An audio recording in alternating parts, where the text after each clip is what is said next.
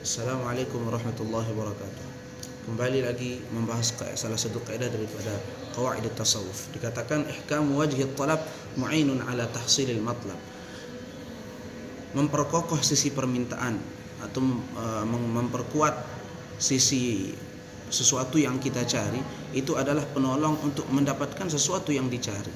Ketika kita menginginkan sesuatu, meminta sesuatu kepada seseorang, kemudian sesuatu yang kita minta itu kita jelaskan dengan sejelas-jelasnya, maka dengan kejelasan itu akan mempermudah kita mendapatkan sesuatu yang kita cari. Oleh karena itu dikatakan wa min thamma kana husnus su'al nisful ilmi.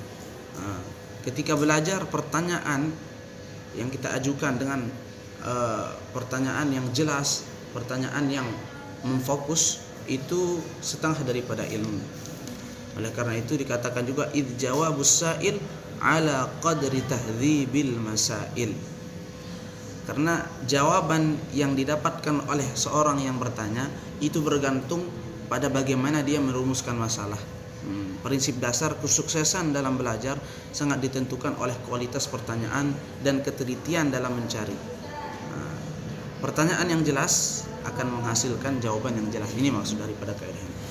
Qad qala Ibnul Arif rahimahullah, la budda likulli talibi ilmin haqiqiyyin min thalathin. Harus bagi setiap penuntut ilmu yang hakiki itu memiliki tiga sifat ini. Yang pertama adalah ma'rifatul insaf wa luzumuhu bil awsaf. Pertama adalah mengetahui objektivitas, yaitu al-insaf, dan terikat dengannya melalui sifat-sifat yang terpuji. Harus bersikap adil dan objektif dalam menilai ilmu dan dalil, serta menempatkan setiap ilmu sesuai pada sifat dan kedudukannya. Yang kedua adalah tahrir wajhi su'al wa tajriduhu min umumi jihatil iskal. Memastikan rumus pertanyaan dan membersihkannya dari cakupan masalah yang bersifat umum. Itu ketika bertanya jangan terlalu umum.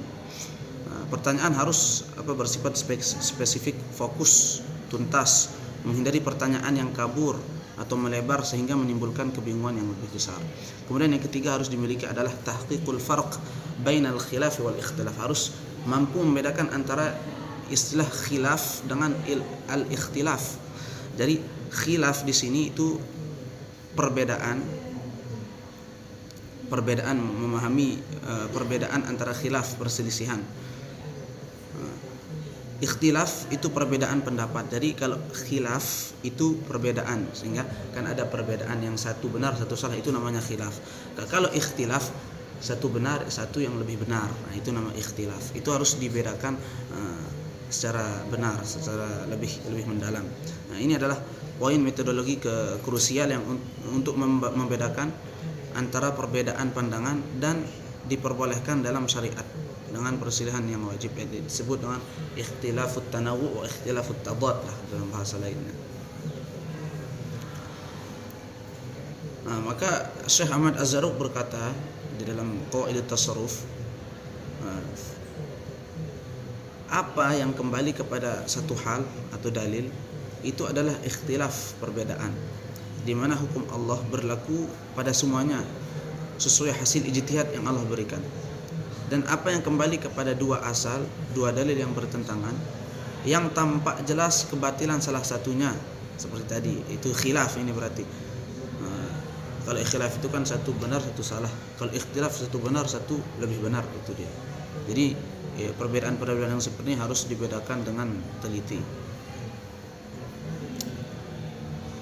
Hal ini penting ketika kita membahas tentang tasawuf, karena di dalam tasawuf juga ada beberapa macam pendapat terkait tentang seperti kaidah-kaidah sebelumnya, bahwa ikhtilaful masalik la yakunu ikhtilafal maqsad, katanya kan. Berbeda jalan itu bukan berarti berbeda tujuan.